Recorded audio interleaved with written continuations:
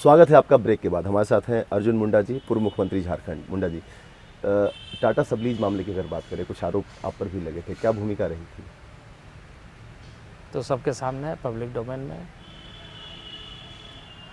Documents में जो शर्तें थी उस शर्तों के आधार पर काम हुए और उसका लाभ इस राज्य को मिले, यही बात ध्यान में था। आज अपने इंडस्ट्री को कैसे हम बढ़ा सके, हम अपने इकोनॉमी को कैसे ठीक कर सके, यही तो चुनौती है। और उसी को लेकर के जो पेंडिंग इश्यूज़ था उसको हमने सॉल्व किया। अब उसमें लोगों को कुछ लगता है तो मैं उसमें क्या कर सकता हूँ, उसको देखे लो। एक सवाल और, पिछली जो सरकार बनी थी आप लोगों की, उसमें आज तक ये जनता के सामने बात नहीं आ पाई है कि आखिर वो कौन सी शर्तें थी जिस पर गठबंधन हुआ था और आखिर धोखेबाजी किसने की। आरोप लगातार जेएमएम के लोग लगाते रहे बीजेपी पर, बीजेपी ने कहा कि ऐसी कोई शर्त नहीं थी। ये बात भी खुलकर सामने नहीं आ पाई। आपको बताया ना कि स्टेट के एजेंडा के सिवा दूसरा कोई विषय हमारे सामने नहीं था और उसी एजेंडा के साथ हमने कार्य प्रारंभ किया। पूरे इंफ्रास्ट्रक्चरल डेवलपमेंट से लेकर के ह्यूमन कैपिटल को कैसे हम पोटेंशियल उसका क्रिएट करें, कैसे हम उसको ह्यूमन रिसोर्सेस को मजबूत करके यूथ एम्पावरमेंट करें, वुमेन एम्पावरमेंट करें और हर आदमी को प्रोडक्टिविटी के साथ जोड़े। और हमारा जो पूरा इंफ्रास्ट्रक्चर, चाहे बिजली का हो, रोड का हो, पानी का हो, ये सॉल्यूशन हो, यही तो एजेंडा था। इसी एजेंडा के साथ लोग आए थे और उस पर काम हो रहा था। इसके अलावे हमारे कोई एजेंडा नहीं थे, लेकिन कई लोग अपने तरीके से ब्रेक लग गया। लेकिन काम में ब्रेक लग गया क्योंकि स्टेट के एजेंडा से हट के जब हम बात करेंगे तो राज्य के नुकसान, और वो नुकसान तो हट कर मतलब व्यक्तिगत एजेंडे की बात कर रहे हैं आप? तो उस तरह की बातों को सोच करके, क्या सोच करके किया है, उसका तो आप नतीजा देख रहे हैं।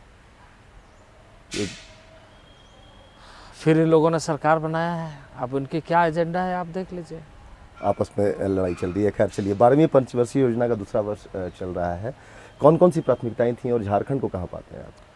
12वीं पंचवर्षीय योजना के बैठक में मैंने कहा था कि आप जब तक ऐसे स्टेट्स को जहां रॉ मटेरियल है उसको स्पेशल स्टेटस नहीं देंगे, तब तक आपके जो एक्चुअल ग्रोथ है वो सामने नहीं आएगा। क्योंकि पार्टिसिपेशन होना चाहिए, raw material with human resources, collaboration होना चाहिए, कन्वर्जेंस होना चाहिए। और उसके लिए हमें अच्छे ढंग से स्पेशल स्टेटस दे करके, ताकि हम अपने लोगों को उसमें जोड़ सकें। हम किसी स्टेट को स्पेशल स्टेटस इसलिए देते हैं कि वहाँ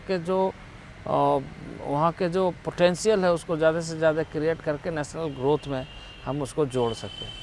तो ये बात एक मैंने उठाया था। दूसरा हमने कहा था कि इंफ्रास्ट्रक्चरल डेवलपमेंट के लिए झारखंड की जो नीड्स है और उसको ध्यान में रखा जाना चाहिए।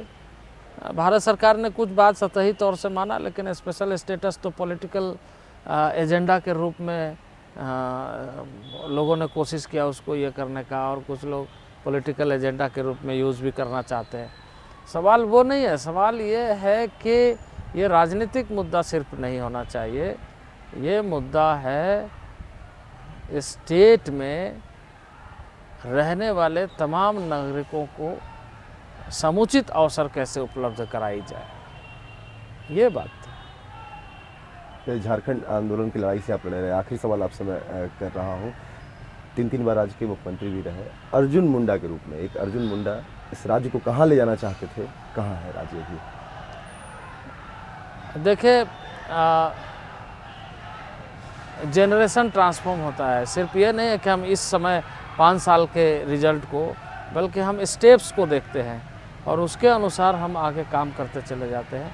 लेकिन प्रॉस्पेरिटी इम्पॉर्टेंट है, एवरी इंडिविजुअल के प्रॉस्पेरिटी इम्पॉर्टेंट है कि उसके जीवन की खुशहाली के मापदंड कैसे तय हो, उसके हिसाब से काम कैसे खड़े हो, उसके हिसाब से सुविधाएं कैसे लोगों तक पहुँचे, उसके हिसाब से हम सारी व्यवस्था एक बेहतर प्रबंधन के माध्यम से कैसे करें। यही तो एजेंडा में थे। कहाँ पाते हैं? बात बढ़ी है, बात आगे हुई है, लेकिन जैसे मैंने कहा कि बहुत सारी चीज़ें हैं जो अभी करने बाकी है और ये चलने वाला काम। लंबा प्रोसेस। डेवलपमेंट तो लॉन्ग टर्म होता है। डेवलपमेंट को आप शॉर्ट टर्म में मत देखिए, डेवलपमेंट लॉन्ग टर्म के लिए होता है। डेवलपमेंट को अगर छोटी देखेंगे तो आपका नहीं चलेगा, सीमित कर देंगे तो नहीं चलेगा, क्योंकि जैसे जैसे आदमी आगे बढ़ता है उसकी नीड्स भी बढ़ती रहती है, उसकी आवश्यकता भी बढ़ती रहती है। दिल्ली में एक समय सिर्फ रोड थे, फ्लाईओवर नहीं थे। आज फ्लाईओवर है, फिर भी वहाँ पर इतना ज़्यादा ट्रैफिक है, उसका मैनेजमेंट नहीं हो रहा है लगातार। अब जाएं वहाँ पर तो जहाँ महानगर है उसकी हालत ये है, क्यों? क्योंकि उसकी नीड्स बढ़ती जा रही है। तो इसी तरीके से नीड्स बढ़ते रहेगा और हमको एड ऑन करते रहना पड़ेगा। वो कैसे होगा? वो तब होगा जब आपका इकोनॉमिक ग्रोथ साइमल्टेनियसली आगे बढ़े। जी बिल्कुल।